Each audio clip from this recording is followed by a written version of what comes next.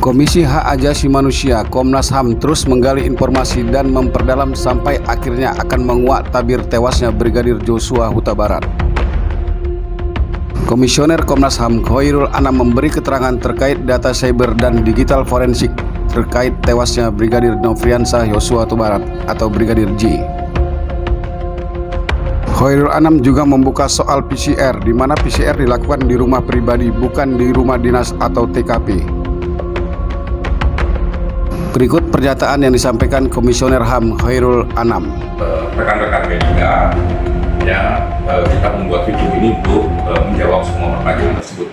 Yang pertama-tama perlu kita jelaskan kembali bahwa Komnas HAM pertama kali menangani kasus ini, kami datang ke Jambi. Kita mendapatkan berbagai keterangan, kita mendapatkan berbagai foto, konteks foto, dan melihat dokumen gitu ya.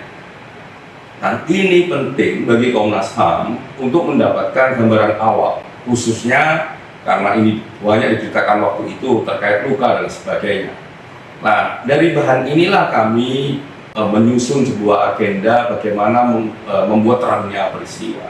Oleh karenanya kalau rekan-rekan melihat, itu kami panggil dokes untuk mengukur luka, habis itu kami dalami soal ABC karena memang ada cerita-cerita soal ABC.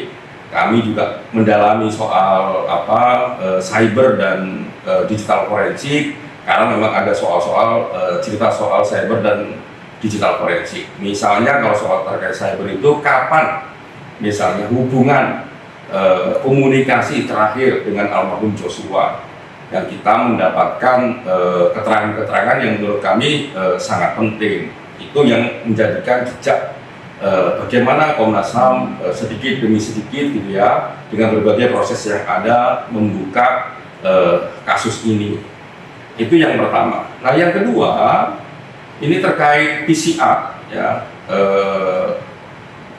kapan dan di mana PCR itu dilakukan.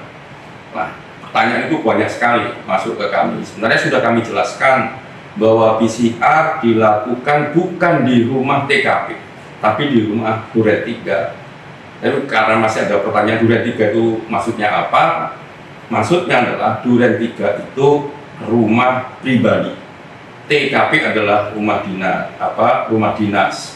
Oleh karenanya PCR itu dilakukan di rumah pribadi, bukan di rumah TKP atau yang biasa disebut sebagai rumah dinas. Jadi ya jelas ini. Jadi PCR dilakukan di rumah pribadi. Setelah ya rombongan dari Magelang masuk Jakarta dan dilakukanlah PCR tersebut. Terus siapa saja yang mem-PCR? Sepanjang ya yang ada dalam CCTV seperti kami sebutkan, ya ada ibu, ya ada Bu Putri, istrinya Pak Sambo, ada almarhum Joshua, ada Baradae, terus ada juga asistennya atau PRT-nya. Nah, itu sepanjang itu. Nah, kami akan konfirmasi ini semua, termasuk misalnya bagaimana dengan PCR Pak Sambo. Ya, PCR Pak Sambo nanti akan kami konfirmasi ketika kami memeriksa Pak Sambo.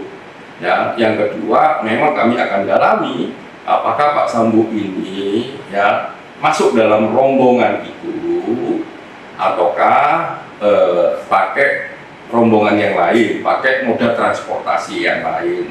Kami memang mendapatkan informasi ya bahwa Pak Sambo tidak berada dalam rombongan tersebut. Tapi ini masih informasi yang sifatnya dari satu pihak. Kami akan cek dengan pihak yang lain, kami akan cek dengan dokumen yang lain, kami akan perbandingkan dengan bukti-bukti yang lain. Agar apa? Agar terangnya peristiwa. Ketika kita ngomong A, ada pembandingnya, ada indikator bahwa itu benar atau itu salah. Nah, yang berikutnya yang nggak kalah penting, ini beredar di media bahwa soal cyber sama digital forensik. Kami tekankan cyber sama digital forensik itu belum selesai, masih minggu depan akan dilakukan lagi. Tapi proses kemarin kami mendapatkan sejumlah CCTV, sejumlah jejaring, ya, jejaring komunikasi yang itu berangkatnya dari mekanisme sell down, terus tarikan CDR, gitu ya, itu ditarik semua terus bikin jejaring komunikasi. Nah, kemarin kami tunjukkan kepada publik ketika kami di preskon. Kami dikasih barang ini loh, tapi memang barang tersebut tidak kita buka secara keseluruhan karena untuk kepentingan tahapan-tahapan pendalaman kami itu satu, ya. Yang kedua, ini yang lebih penting nih, agar karena itu jejaring itu ada nomor-nomor telepon dan sebagainya, agar nomor-nomor telepon itu khususnya yang di sana terdapat nomor telepon anggota keluarga itu tidak terpublikasi. Ya, saya setuju, kami setuju dengan Pak Johnson Panjaitan, salah satu pengacara dari keluarga, bahwa memang harus ada sistem perlindungan terhadap pihak keluarga Joshua. Nah, kami tutup itu kemarin karena salah satunya itu ada nomor-nomor itu. Nah, jangan sampai ini terpublikasi. Nah, berikutnya terakhir agenda kita ke depan. Jadi setelah serangkaian kami minta keterangan dari berbagai pihak, kami memang 2 hari ini mendalaminya keterangan-keterangan tersebut. Nah, minggu depan kami ada agenda pemeriksaan permintaan keterangan lagi, ya, yang pasti soal cyber sama digital forensik yang kemarin belum selesai. Yang berikutnya adalah penambahan keterangan dari ADC yang kemarin belum datang karena ada di luar kota, sama orang seputaran Pak Irjen Sambo sama Bu Putri. Ya, di situ kami akan juga periksa juga. Nah, habis itu juga kami akan mengecek soal balistik, soal DNA dan soal-soal yang memang diperlukan untuk membuat terangnya peristiwa. Jadi kami berharap khususnya kepada halayak publik, halayak ramai, menggunakan informasi Komnas HAM, lihatlah secara lengkap ketika melakukan respon dari ujung sampai ujung yang biasanya itu disediakan oleh humas kami maupun oleh berbagai media yang meliputi. Sebelumnya diberitakan baku tembak antara Brigadir Yosua dan Baradae terjadi di rumah singgah Irjen Verdi Sambo di Komplek Duren 3 Jakarta Selatan Jumat 8 Juli 2022 sore. Baku tembak itu menewaskan Brigadir Yosua.